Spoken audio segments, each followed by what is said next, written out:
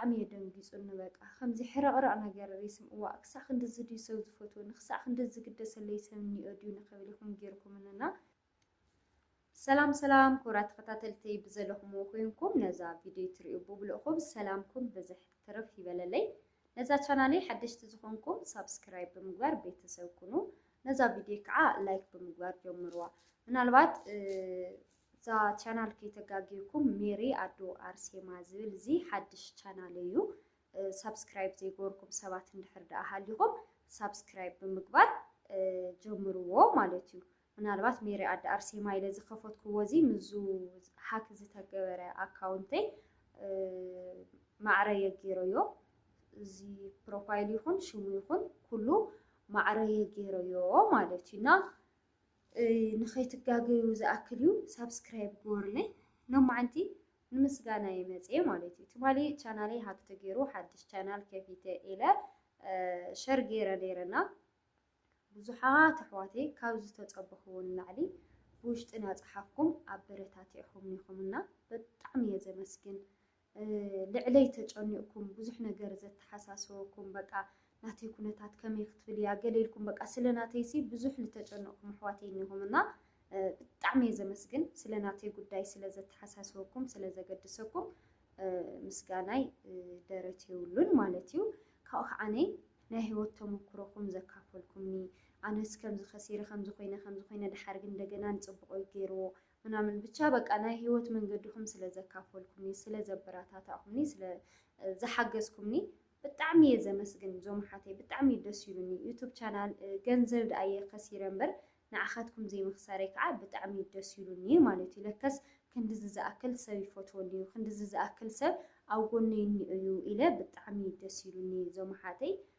በጣም የዘመስግን ያው ናታትኩም መበረተታ ንዓየ ሞራል ኮይኑኒዩ በርቲዕን ክሰርሕ ተስፋ ንኸይቆርጽ ገይሩኒዩ ማለት እዩ ካው ከዓ ልዕለይ በቃ በጣም ተጨነቀ ኣሕዋተይ ወኒ እኸን በጣም ማለትና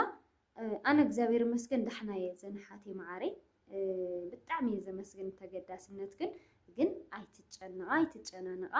ኩሉ ይሓልፍ እዩ ዝሮ ኣብ ህይወት ዘጋጥም ነገር ይለን ነምሰ እሚነያየና ካብ ድሕረ ህዚ ተኾነ ቻናለይ ይምለስ ተዘይኮነ ከዓ በዛ ቻናል እዚኣ መዓልታዊ ምሳኻትኩም እኒእኹየ ማለት እዩ ኣነን ዋዕልስ ሱስ ወልፊ ሒዙኒ ማለት እዩ ምሳኻትኩም ናይ ምርኻብስ ወልፊ ሒዙኒኦ ሕዝን ዋዕሉ ሱቅ ክብል ኢለ ነይረስ በቃ ከምዚ በቃ ዘይተመስግንዮሞ ዘይትሰርሒ በቃ ዝኾነ እንትን ስሜቴስ ርኸውዮም ይመጽኒ ኣነን ዋዕሉ ወልፊ ኮይንኩም ኢኹምና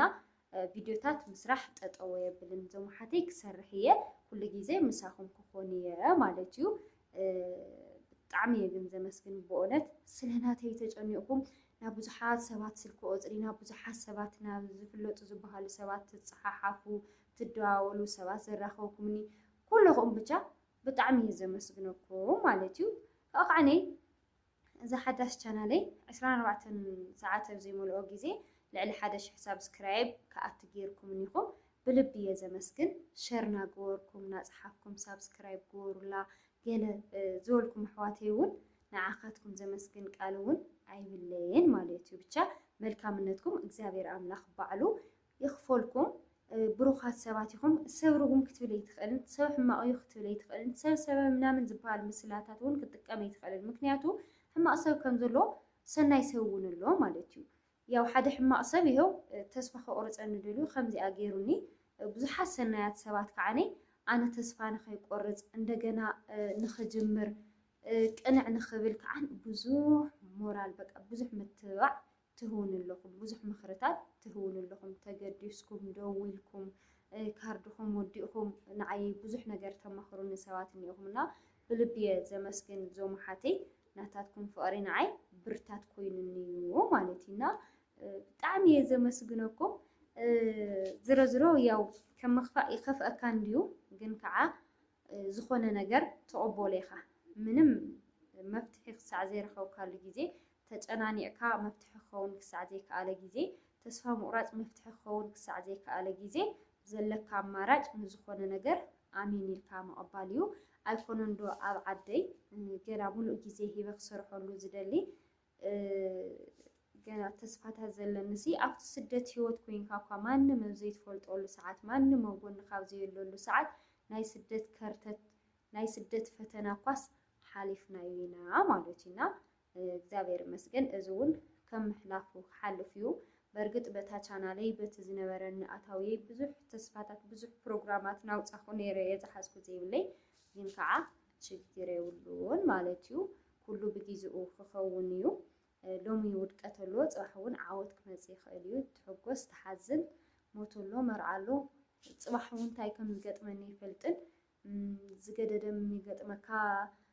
ሰናይ ዘበለ ዕድል የሚገጥመካ በቃ እዚ ናይ ህይወት ፓርቲ ክሳዕ ዝኾነ ግዜ አሜን ኢለ ልርእሰይ በቃ ከእምኖ ጀሚረየና ድሓኒ እግዚአብሔር ይመስገን ማለት እዩ ትሕቲ ፈጣሪ ናታትኩም ምብርትታዕ ናታትኩም ሓገዝ ከዓኒ ንዓይ ተስፋ ኮይኑኒ ዞም ኣሕዋተይ 1000 ሰብስክራይብ ኣትየለኹ ካብዚ ንላዕልን ከኣትየ ያው ግን ሞኒታይዝ ንክኾን ከዓኒ 4000 ሰዓታት ስለ ዘድልየኒ ከምቲ ብውሽጡ እውን ዝተኸኣለና ክንገብረልኪና ደጋጊምና ክንርኤልኪና ብዝበልኩም መሰረት ይኸው በቃ 4000 ሰዓት ንኽኣቲ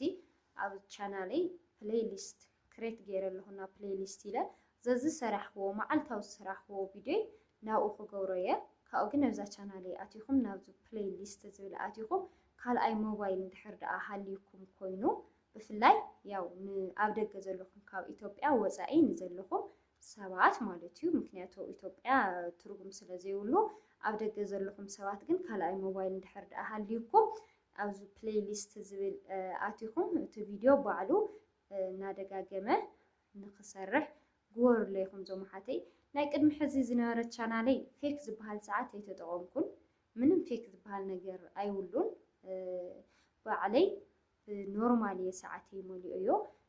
ንሰባት ርእዩለይ ኣይቸገርኩን ምናምን ላይቭ እውን ያን ያክል ኣይኣትን ነይረ ብኖርማል ሰው ኢለ ብከምዚ ቪድዮ የሰዓት ይሞልኦ እዮ ሕዚ ግን ያው በቃ ኣብ ቀረባ ግዜ ንኽኣቲ ብከምኡ ተሓዋወሩኒ ዞም ኣሓተይ ላይቭ እውን ከኣትየ ሕዚ ሾርትታት ለቐቕሉ ላይቭ ንክትኣቲ ገለገለ ኢሉኒ ሓድሽ ነገር ዘርእየኒሎ ዩቱብ ሾርት ለቐደም ለቐቕሞ 50 ሰብስክራይብ ምስ ኣምፃኺ ካብ ሾርት ይመስለኒ ከም ዝብለኒሎ ላይቭ ምእታው ክጅምር ይኽእሉኒሎ ላይቭ እውን ኣተኹ ከዋግዕኩም እየ ግን ዝመስለንስ ላይቭ ብዙሕ ሰዓት ዝቆፅረ ይመስለንን ከምዚ ኣብዛ ቀዳመይቲ ቻናለይሲ ከምዚ ክቐርብ ናሃለኹ ሰዓትስ ላይቭ ይኣቲ ነይረ ግን ኣብቲ ላይቭስ ያን ያክል ሰዓት ምንም ኣይበካን ሰዓትስ ኣይቆፅረለይ ነይሩ ዋላ ኣብቲ ገንዘብ መፂኻስ ምንም በቃ ሳናቲም ዝኩላ ይሽሓት ተርእዩልካስ ሳናቲም ጥራሕ እዩ ዝሓስብ ነይሩ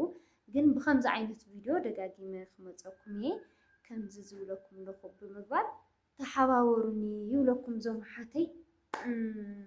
ለማዓንቲ ዝነበረና ቪድዮ ነዚ ይመስል ዝሮ ግን እቲ ቀንዲ ዕላማይ ክብለኩም ዝደለኹ